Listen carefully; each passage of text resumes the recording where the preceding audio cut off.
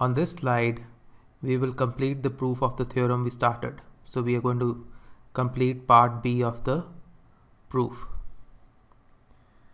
So what the strategy is that we are given projective variety and we want to go to affine case. In the affine case, everything is easy. We know for I greater or equal to 1, the cohomology groups vanish. So this is theorem 2.5 on page 118 of Perrin's book.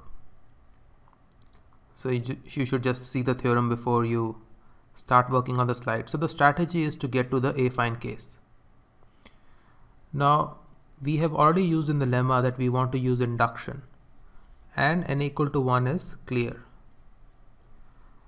The problem is that when we pass to the affine case, we get a different cohomology group.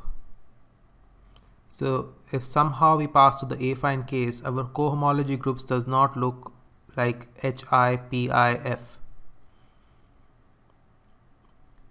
So it looks like the form HI, this P and F localized at x0. Yeah, so let me write this down. So this is how the cohomology group will look like if we go to the affine case. Affine case means that right now we are working in Pn. Now since we are working in Pn rather than working in Pn, we need to go to the affine sets of Pn. So we in particular choose a set where x0 is not equal to 0. Now you know the standard affine sets of Pn are x0 not equal to 0, x1 not equal to 0, x2 not equal to 0, x3 not equal to 0, and so on to xn not equal to 0. Yeah, so these are standard open affine sets of Pn. So F will be a quasi-coherent sheaf on these affine sets, and Pn is covered by the standard open affine sets which I have just mentioned. Now we want to go from these localized cohomology groups to our normal groups Hi, Pn, F. Now this would be easy. Now if these localized cohomology groups are 0, which we will show later why they are 0, every element of the original group will vanish on multiplication by some power of x0. So if we are able to prove that these localized groups are 0, that is if we are able to go to the affine case, then you can see that every element of the cohomology group Hi, Pn, F will vanish on multiplication by some power of x0. So we will show that for I lying between 0 and n, multiplication by x0 induces bijection from Hi, x, F to itself. Yeah, so how does it look like? You know F is a direct sum of OD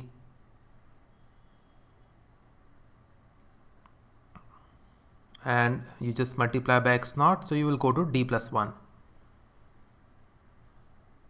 Yeah, this both OD and OD plus 1 are both F. As you can see, D is just an element of integer. So we have created a bijective map. So this is what bijective map we need to actually create, and that is what the lemma was all about. So that is in particular we have this isomorphism.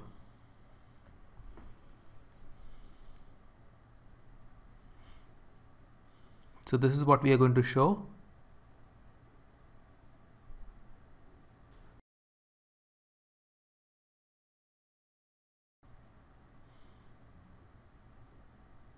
So this is iso to Hi, Pn, Opn, d plus 1. So this is the lemma we proved.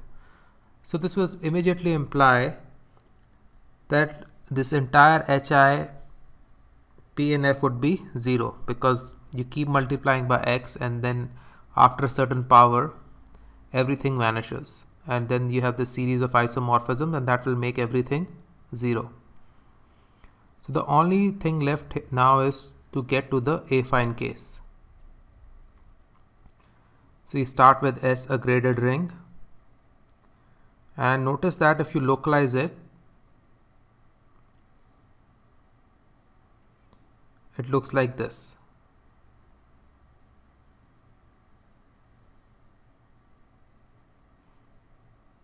So obviously we are working in the projective space, so we are talking about ring of homogeneous polynomials.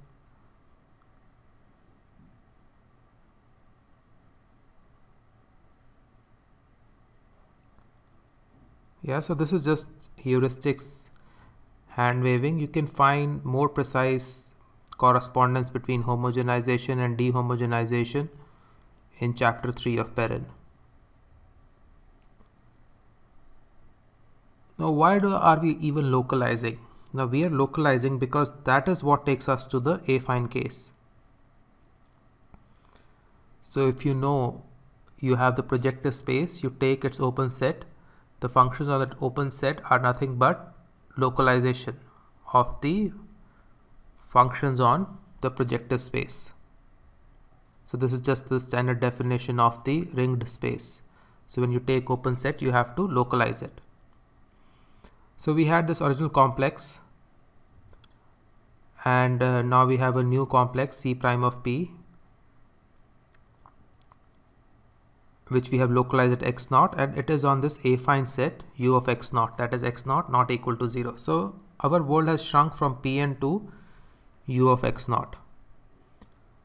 Now this localized ring looks like this. R, then localize that further xi0 all the way to xip. And we have to define a covering because we have to define open sets of this affine space so that f can act on it. And those are the standard sets given by the intersection of ux0 to standard open sets of Pn. So ux0 intersection ux1 all the way to ux0 intersection uxn. Now the complex, we had the original complex. Now once you apply localization, the complex is preserved. The complex is preserved precisely because localization is an exact functor. So it will preserve the check complex. So now we can talk about cohomology groups. So these are the cohomology groups we were talking about. So cohomology groups of here are written like this. And these are the cohomology groups we used here. Now this is affine case. So cohomology groups are 0 by the theorem 2.5, page 118. So now the idea is, how do you even compute these cohomology groups? Do you now localize everything and then compute the cohomology groups? Now that will be a big problem, but we have since have localization as an exact functor, you don't have to do much. You just take the original complex, computes its cohomology groups. So compute cohomology groups of the original complex Cp and localize the cohomology groups, and that will be same as if you take the cohomology groups of C prime P.